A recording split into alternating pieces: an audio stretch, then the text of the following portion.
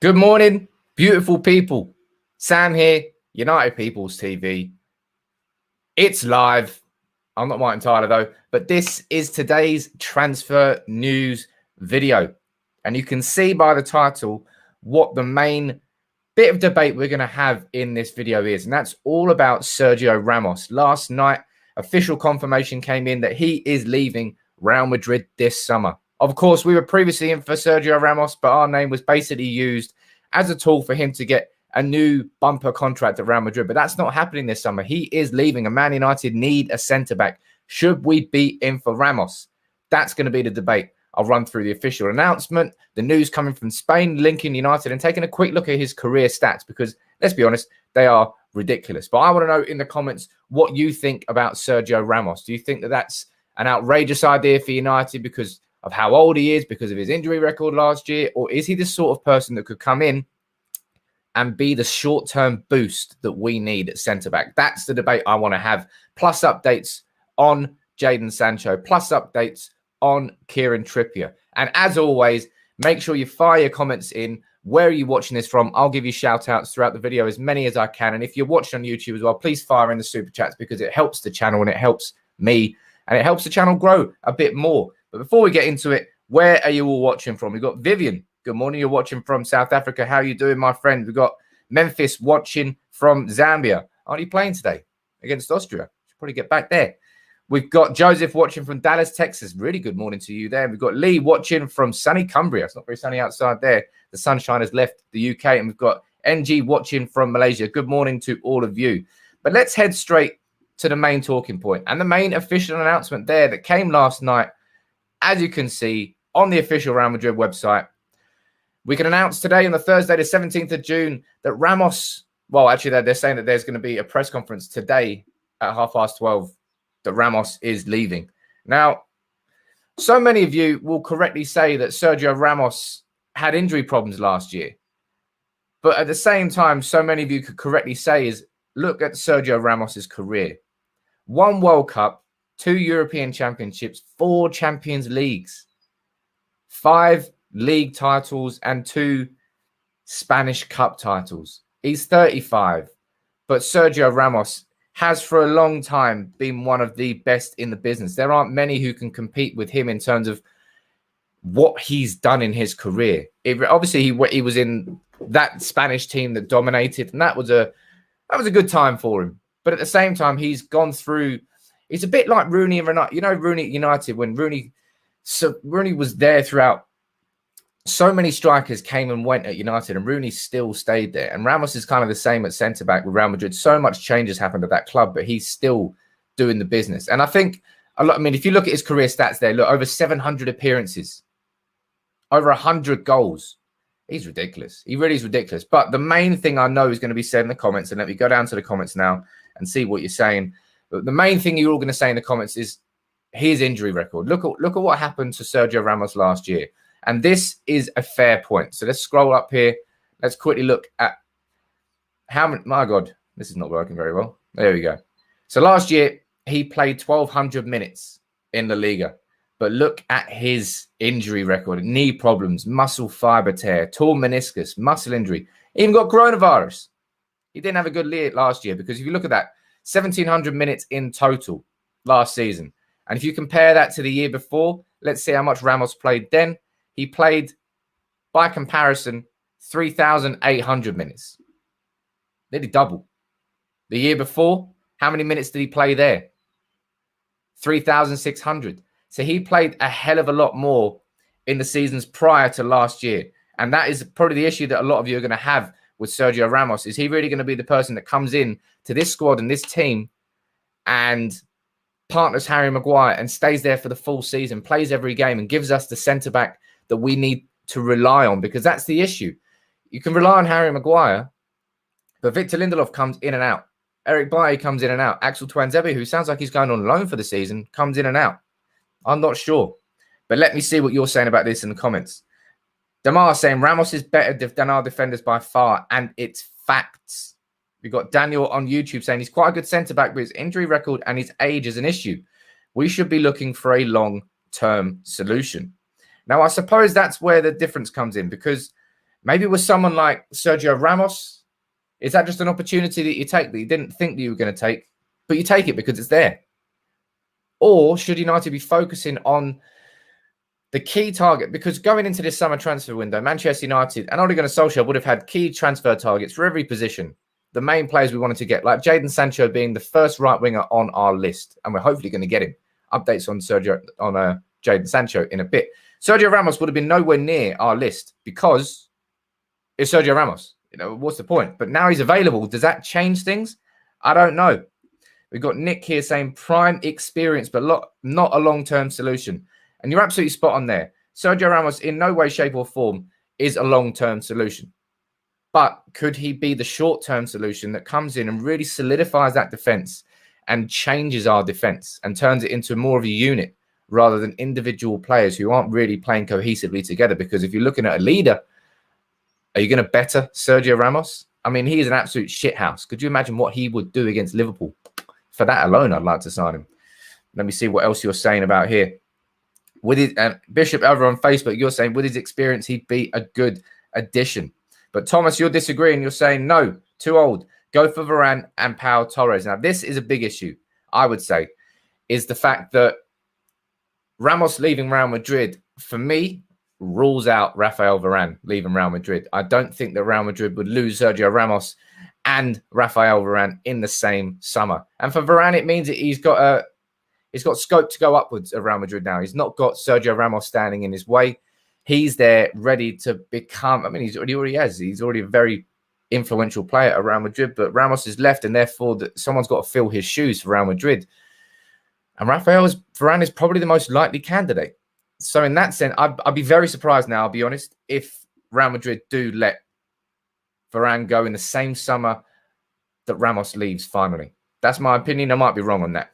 But as always, if you're new to the channel at this point, welcome aboard. Hope you're enjoying it. But make sure you subscribe on YouTube. It's free. Get involved. And make sure you drop a like on the page if you're watching it on Facebook. And if you can as well, send in your super chats and I'll answer your questions.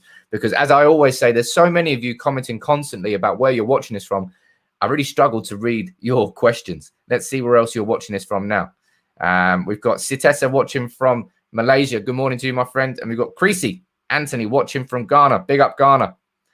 We've got Dominion watching from Montenegro. And we've got Mike watching from Zambia. All around the world. Where else we got? Let's have a look. Too many comments coming in. Joe watching from Uganda. Good morning to you too. But look, Mo watching from USA. Good morning to you as well. Oh, look at that. Got Ali watching from Baghdad. Good morning to you as well, my friend. Right, let's go back to talking about Sergio Ramos. Too many shout-outs going on right now. But it's his stats, man. That's why he can't look. I don't know. Part of me looks at this Sergio Ramos concept of signing Sergio Ramos and thinking, absolutely sod that. That's the sort of transfer that we would have been so over if we had Ed Woodward in control of our transfers. It would have been all about signing a big player who's available. And bear in mind that Sergio Ramos is leaving Real Madrid and he is going to have a lot of offers. Therefore, he is probably going to join the club that pays him the most money. Therefore, would Sergio Ramos join United for the wrong reasons? Would Sergio Ramos simply just come to us for the payday and not actually properly care about playing for United? Because we are linked with him. So if we go over here, over to the People's Person, covered this morning, make sure you head to the People's Person if you want the latest news, because this is on here hours ago. Manchester United are one of two favourites to sign a centre-back, and this is coming from Marca. And Marca are typically known as the newspaper in Spain who have the closest links to Real Madrid. This is what they're saying. Saying Marca, the major Spanish outlet closest to Real Madrid, mention United by name and do think that we are a potential destination. This is what they say. Sergio's agent and brother, Reno Ramos, has knocked on many doors in recent months. Practically all of the greats in Europe. Whether any have suddenly opened is unknown for now. Could it be Italy, where taxation is attractive? The Premier League, where he's already flirted with United for years, and obviously where he's got the links with Guardiola. He got PSG being linked, now Seville. Obviously, that's where he came from before he joined Real Madrid. He is not going to Seville. Fabrizio Romano, the man himself, has already confirmed that. So it won't be a romantic return to Seville in the same way that Gianluigi Buffon is returning to Parma. That won't happen. So you can rule out Sevilla. So it's a case of who wants him the most, because Sergio Ramos, if Sergio Ramos turned out to be an Edinson Cavani for our defence, he would be an incredible signing. If Sergio Ramos turned out to be a Radamel Falcao of our defence, he will be an expensively terrible signing. And that, I feel, is the problem with Sergio Ramos. It's the concept that it could go one way or the other.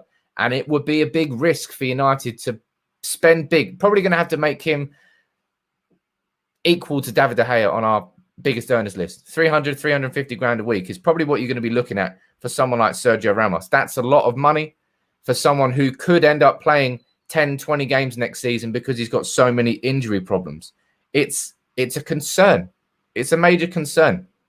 Make sure you fire in your super chats, ladies and gents. No one sent any in. Come on. I'm feeling lonely over here.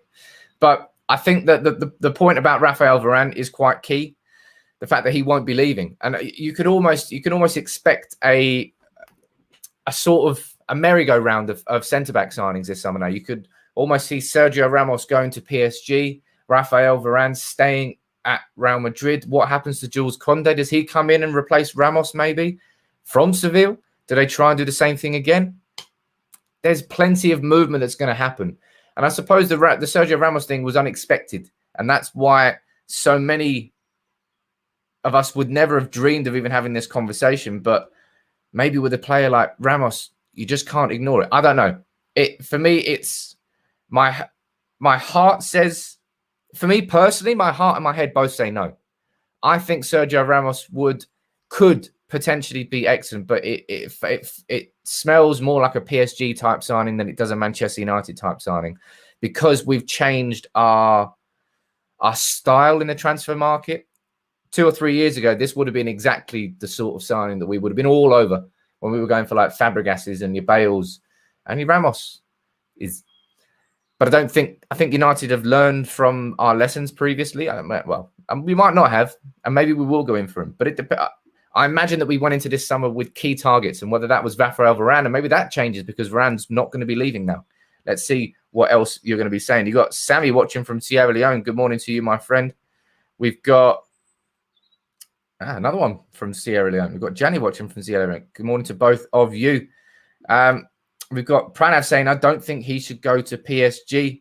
Got Chris from South Africa saying on YouTube, good morning to you.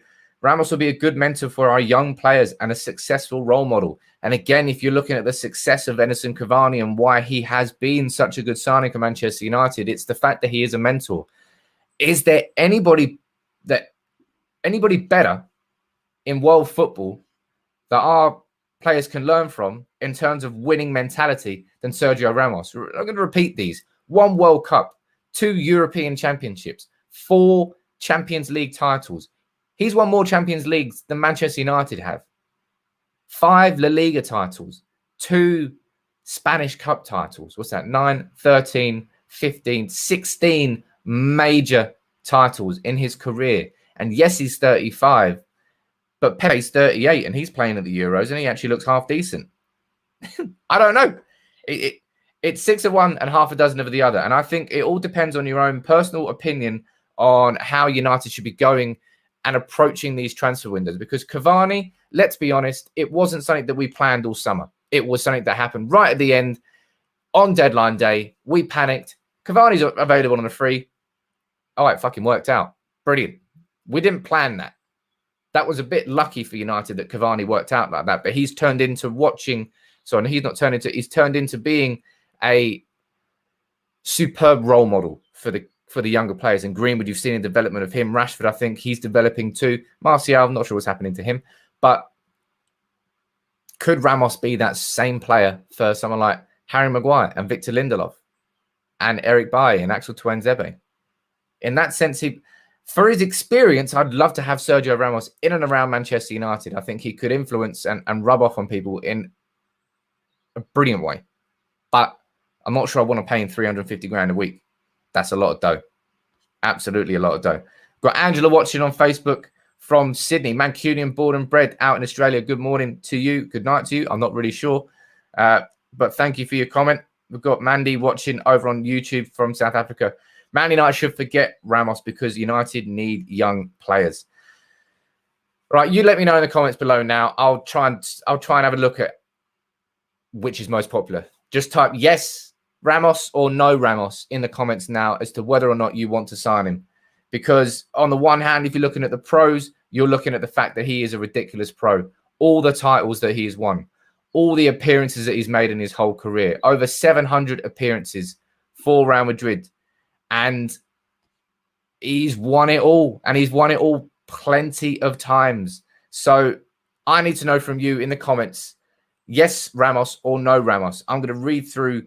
I'm going to see how many comments come in because there are tons of comments coming in. So big shout out to everyone who's watching on YouTube and big shout out to everyone who's watching on Facebook. But it's really interesting because this is a delicate debate, I would say. It depends on whether you think that United this summer are desperate for that experience and that leadership. And in that sense, Ramos is your man. Or do we need someone to come in who's like Jules Koundé or maybe Rafael Varane, who still could be a very big leader?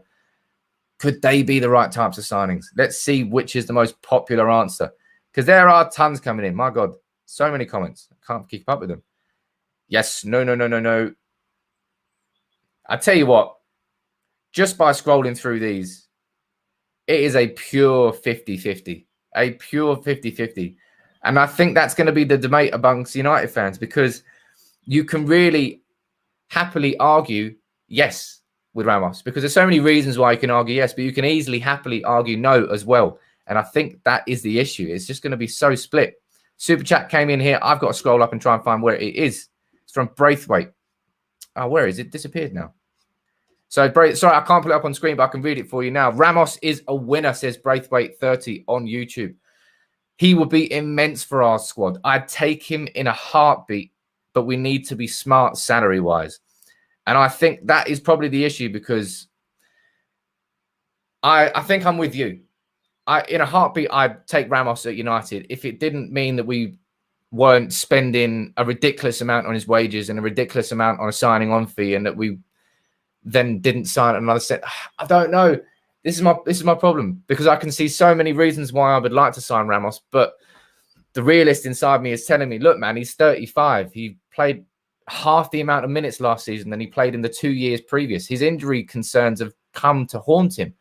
But at the same time, Cavani had injury concerns and he came to United, had a bit of a quiet first half of the season and then blew it away in the second half of the season.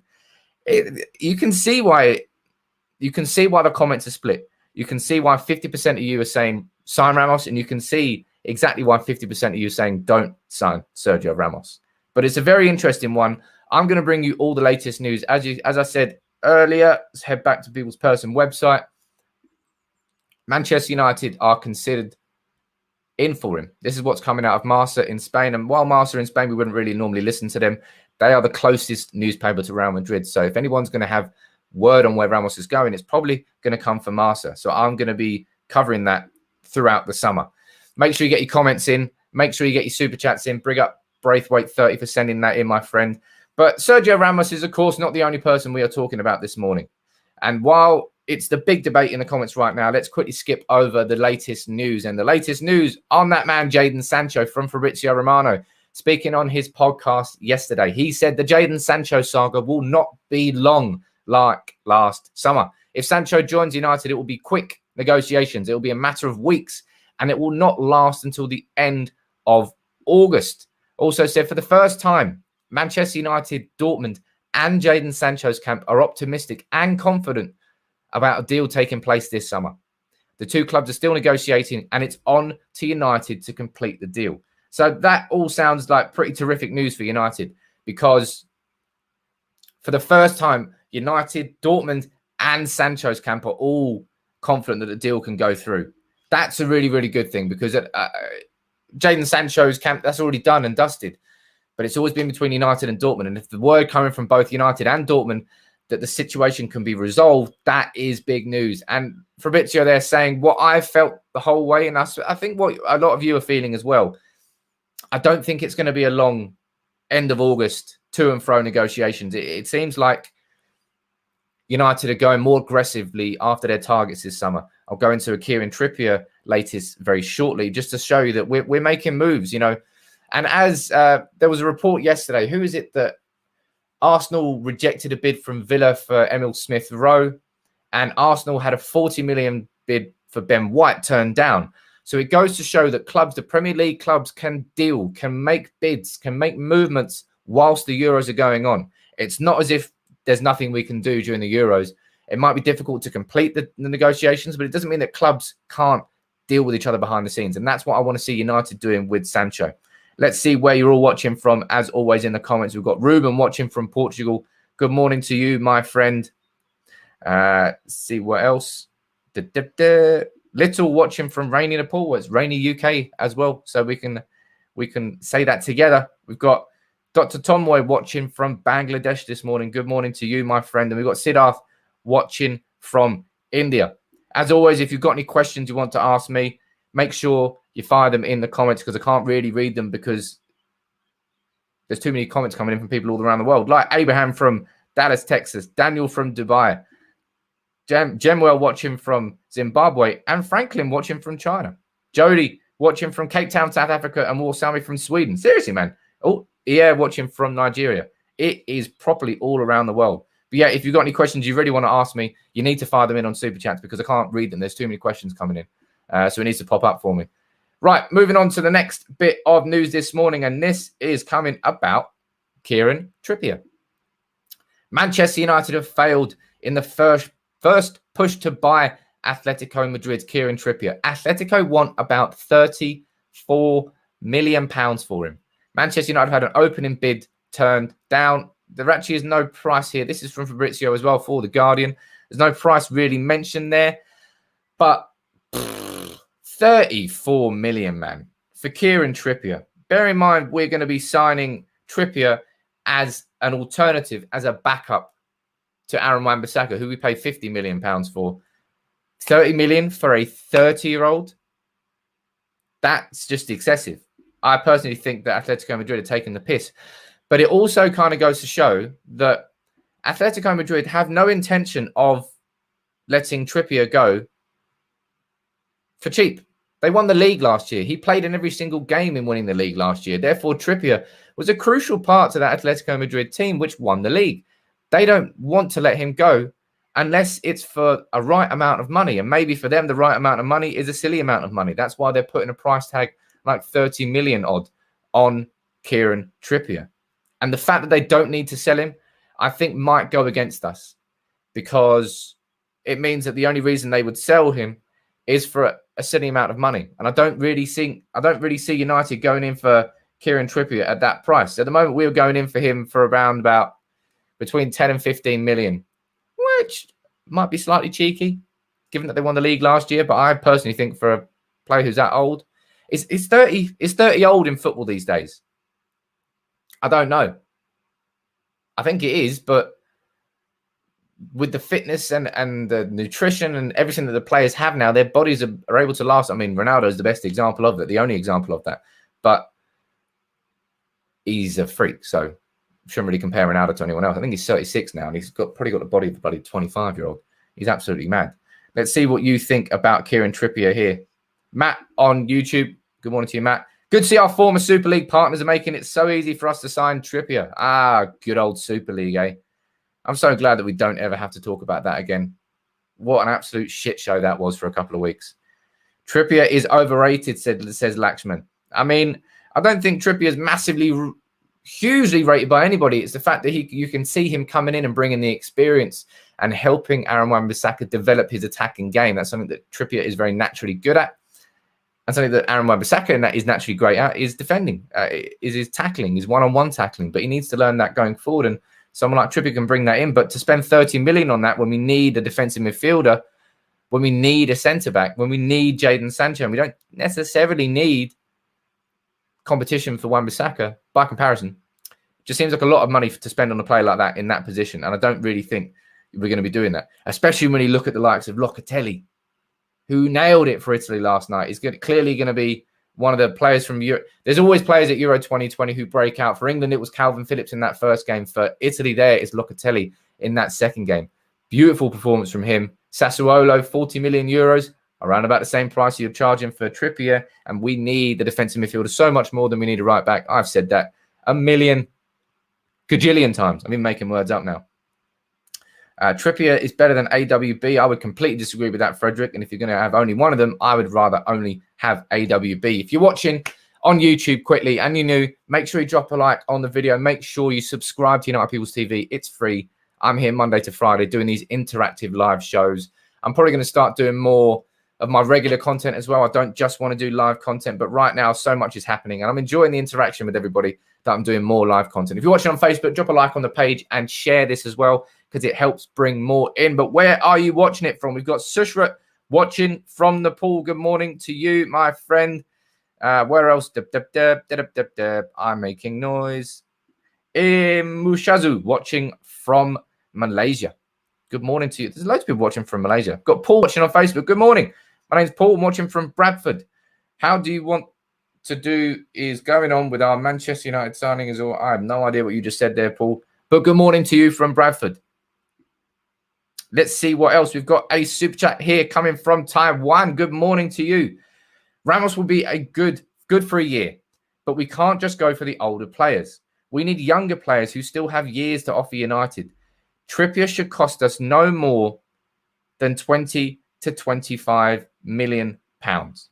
I personally think that 20 million would be a fair price for Trippier, given how important he was to the Atletico Madrid title-winning team. I mean, 30 is old, but 30's still got years in him. 20 to 25 million would be good. And Ramos for a year would be good, but we just can't go for the older players. We need younger players too. It's a completely fair comment. And I personally think that's exactly why it's such a 50-50 debate that we're seeing in the comments here about Sergio Ramos. Because on the one hand, you can see the benefits, but on the other hand, he is 35. He is past his best, but he still could do a job for Manchester United. And I think that's the crux. And with Ramos, a big thing that I would say about Ramos is I wouldn't want Ramos to be the only signing that United make this summer at centre-back if we do sign him. And I mean, it probably would be if we went after him because of how much his wages would be. But that is exactly why it's so important to get players like Juan Mata off the books. Maybe David De Gea, if he's going to be leaving, hit David De Gea off the books. Phil Jones off the books. Andreas Pereira, Diogo Dalot, Phil Jones, Jesse Lingard. It's really crucial that United, not only this summer, sign the players that we want to sign, but continue the cycle of getting rid of the players who do not have a future at the club, because there's no point us wasting huge wages on those players when those wages could go on someone like Sergio Ramos. I'd much rather have Sergio Ramos at the club next year on big wages than I would Juan Mata at the club next year on big wages, because we've got players like Donny van der Beek ahead of Juan Mata now. So the time for Juan Mata has left, and it's about United need to put our wages and be smart about where we're spending our money, because it will be a huge gamble to sign Ramos. Absolutely huge gamble to sign Ramos. And if it paid off, it will be brilliant, but it will be a risk. And we can mitigate that risk by getting rid of other players and therefore keeping our transfer funds available to spend on the defensive midfielder that we so desperately need, to spend on Jadon Sancho, which is clearly going to happen. Fingers crossed. Just, you know, touch wood, touching all the wood here. I didn't just jinx it there. But let's go back to the comments and let's read some more out. We've got Sumi watching from Thailand. Good morning to you. We've got Ejiski watching from Nigeria over on Facebook. Good morning to you. And we've got Ebenezer watching from Nigeria. Good morning to you, Ebenezer, as well. So many of you watching from Nigeria. Obviously near Ghana. Maybe I'll go to Nigeria next time. Maybe, maybe not. But in terms of a central defensive midfielder, who do you want? Let me know in the comments below, and send in your super chats if you think that there's any Euro 2020 players that maybe I should be talking about that I haven't talked about so far, people who really have been impressing you. Now, I saw this on Twitter this morning, and I'll pull this one up because I found it quite interesting, because it's the first time his name has kind of been mentioned this summer. We've been linked with him before, but again, tentatively, and he's ended up staying at the club. And that is Saul Niguez. Manchester United have had a 35 million plus 5 million euro bid for Saul Niguez rejected. Atletico are not really convinced by this offer. Now, Saul Niguez is kind of an all-round midfielder. I wouldn't say he's particularly a defensive midfielder. As far as I'm aware, he's not. He's far more creative than that. But Sorniguez is a player that we've been linked with previously. Do you think that United are likely to go in for him this summer, or is he just another player? Let me know what you think in the comments below. But let me see what you're commenting about your central defensive midfield targets. Let me see what you think. Cruz, you're on Facebook and you're speaking my language here, baby. You're saying Ruben Neves. Absolutely Ruben Neves. You've got Wakisi, you're saying Calvin Phillips. Obviously, he's super impressed for England. Doesn't he actually plays more defensive midfield role for Leeds? He was given more freedom by Gareth Southgate in the game against Croatia. A bit different. Let's see what else we've got. Casemiro, says Kabir. I don't think we're going to be signing Casemiro anytime soon. Rodney on YouTube, you're saying Declan Rice. You've got Rohan saying Locatelli or Zakaria. Ruben Neves, says Daniel. We've got Gary saying Saul. I'm not sure if we were to sign Saul Niguez that he would properly just be a defensive midfielder. I don't think that's his actual position. He certainly doesn't play like an Ndidi type role. There you go. CE saying Ndidi. Luke Evers saying Declan Rice. Look, Declan Rice. I said about Declan Rice this summer that I haven't watched West Ham enough. And playing for West Ham is not like playing for Manchester United. It's two completely different things. And the reason I was excited to watch England this summer from a Declan Rice perspective because I thought he was going to operate in a single pivot. But Gareth Southgate's played two midfielders, played Phillips alongside Rice in the game against Croatia. But we do the same thing against Scotland. We'll find out tomorrow. But I need to see something from Declan Rice this summer at the Euros in that holding midfield role to show me that he can do it on the biggest stage. I'm not convinced that Declan Rice is worth the money that's getting bandied about because it's United, because he's English, because he plays in the Premier League, because of the United tax that comes on top of it, and because he's playing in the Euros. You're going to be talking like between 75 and 90 million pounds. I think West Ham are going to ask for Declan Rice. And for me, that's Jadon Sancho money, man. Jadon Sancho, the guy who's going to be scoring and assisting most games. The guy who's going to be match winning for you. And West Ham are going to try and charge that much for him? I don't know. That is a lot of dough for Declan Rice, which is why I keep talking about Ruben Neves so much. Obviously, Locatelli is going to be one of the breakthrough players, fingers crossed for him, that comes through the Euros. An absolutely sensational performance. 2 goals from defensive midfield last night for Italy. But the defensive midfield is the most crucial position. And it annoys me so much that nothing really still has happened about that and that nothing is really changing and that we aren't after any targets. And I've said it before, maybe when the Sancho deal is done, maybe that we can improve on it and actually go towards signing a defensive midfielder. But I don't know. Let's head back to the comments and see what you're saying. And as always, keep firing in your super chats, baby. Coley, going back to Ramos. Why? For what? Ramos is finished, injury prone. We want an upgrade in your defense. Rather sign Varane, Koundé, or Christian Romero. Now, as I said earlier, Coley, I think that Ramos leaving Real Madrid pretty much poo-poos any chance of Varane leaving Real Madrid. I'll be very surprised if both of them leave in the same summer, especially in the summer where Real Madrid are only going to be signing players really on free transfers because they're so much in debt, in the same way that Barcelona are trying to snap up all the free transfers as well. I'll tell you what would be hilarious if Ramos went to Barcelona. I don't think he would, but I just want to watch it just for the drama. I think that would be great. Urban, you're saying hands down Ruben Neves. Look, Coop Miners, Zaki, you're not the first person to mention Coop Miners. I've taken a look at him. He looks good. He does look good. You probably know more about him than I do about Declan Rice right now. Ryan, you're talking about Locatelli, saying they want 40 million euros for Locatelli. Worth a go. He does look so good. He does look good. Obviously, you can't go and sign a player off the back of 1 or 2 individual performances at the Euros. And if United was smart and United had genuine scouts around Europe, they would have known about Locatelli before the Euros. And they already would have a bit of information on him. And that'll be interesting. I'll tell you what I'll try and pull up. I saw this yesterday, actually. I think it was from Adam Crafton on Locatelli. I think he pulled up his stats because if you didn't read it before the Euros kicked off, they did a fantastic data pack on players to watch at the Euros. And somebody that they named was, of course, Locatelli. So fair play to them for saying that. There we go. He's found it. He's done well. Ladies and gentlemen, he's done very well there. Let me pull that up here so we can all look at it together. We can have a look at this lad's stats. Right, where are we going here? Head back to the stream. Right. Let's pull this one up. Locatelli. Manuel Locatelli's well-worked goal separates the sides at the break. But looking at here, so this is Locatelli last season. He had 2,770. You might not be able to. Let me see if I can zoom in on that a little bit. There we go. That's pretty much as full screen as you're going to get it. 23-year-old, plays for Sassuolo, 40 million euros. 2,775 minutes last year at DM. And this is his pizza chart. Looking at how he plays. His defending intensity is very high. Progressive passing, that's crucial for any defensive midfielder that we sign. We need a defensive midfielder who can bring the ball forward. And that's something that clearly Locatelli can do if he's scoring 2 goals. Receptions in the opposing box. His shot volume is very low, which again is fucking hilarious because he's just scored 2 yesterday. Ball retention ability, not that high. And maybe that will be a slight concern for him. Carry and dribble, not particularly. Link-up volume, he's more about, look, ball recoveries, disrupting opposition moves, defending intensity, aerial duels. He's good at that, and obviously you're going to be needing that, and progressive passing. So his 5 top stats here, according to his chart from The Athletic, his progressive passing, his defensive intensity, his aerial duels, receptions in opponent's box, and his XG from ball progression, which I'll be honest, I've got absolutely no idea what that means.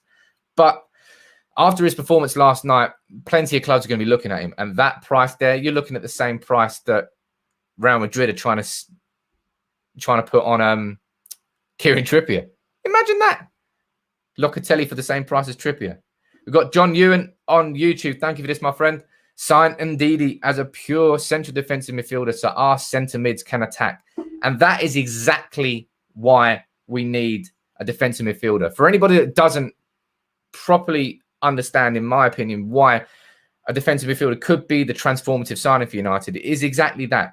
Because if at the moment, we play 4 at the back, 2 holding midfielders, 3 in front and 1 up front. That's our standard formation under Ole Gunnar Solskjaer, and it has been for a long, long time. If we sign, and in that position, you always restricting one of the holding midfielders because you've got 2 playing alongside each other in a double pivot. Signing a defensive midfielder changes the entire shape of our midfield and the entire shape of our attack.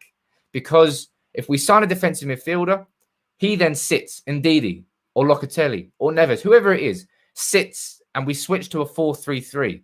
And instead of playing 4-2-3-1, we play 4-3-3 with 1 holding midfielder in front of our defence, with 2 central midfielders playing further up. And that can be Pogba and Bruno. And then you play Rashford on the left, you play Sancho on the right, baby. You play Greenwood or Cavani up front. The shape of our midfield changes. The positions where Pogba and Bruno receive the ball will change. They'll receive the ball further up the pitch. And it's why Pogba looks so much better with France than he does with United, in my opinion. They've got Kante. He's the guy who just cleans up.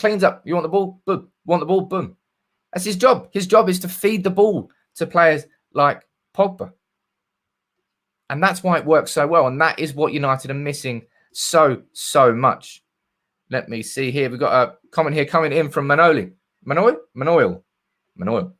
Bulgaria in the house as always. Good morning to you. Saul and Didi for me with the best solution. Ramos 50-50. If he agrees a salary less than 300k and Trippier, no. Getting in your opinion on everything. We call that a super chat and making the most of it. Good morning to you, Manoil. Saul, I haven't watched enough of Saul to have an opinion on him as a defensive midfielder, but Ndidi would indeed be a fantastic signing. And I think they're looking at is it Sumer from Lille? And maybe they're preparing for Ndidi to leave. Maybe they'll bring Sumer in and Ndidi will go out. I don't know. That's just speculation. I'm probably just making that up. But Ndidi is the sort of pure defensive midfielder that United do need. And maybe that would be a reason why someone like Ndidi would be better than someone like Neves. But Neves, for me, just strikes me as such a dynamically adaptable and confident player. And bear in mind, Ruben Neves is not that old at all. Let me have a look at Ruben Neves' stats. Let's pull those up here. Ruben Neves' stats. He is 24. He's only 24. And I think that the thing that I find most interesting about Ruben Neves is the fact that so many have him down as an attacking midfielder because he scores a couple of bangers. Therefore, Ruben Neves is just an attacking midfielder. But that's just so not the case. Because if you're having a look here, let's go over here. Let's bring this bad boy up. Oh, sorry. I think my camera's gone. My God. You can still hear me, but I think my camera's just turned off. So in that sense, I'm going to have to wrap this up now because this is a bit embarrassing. But I'll be back tomorrow. We'll talk about Ruben Neves. I'm sure you can still hear me. But until next time, take it easy. And I'm sorry about this, but I need to fix this.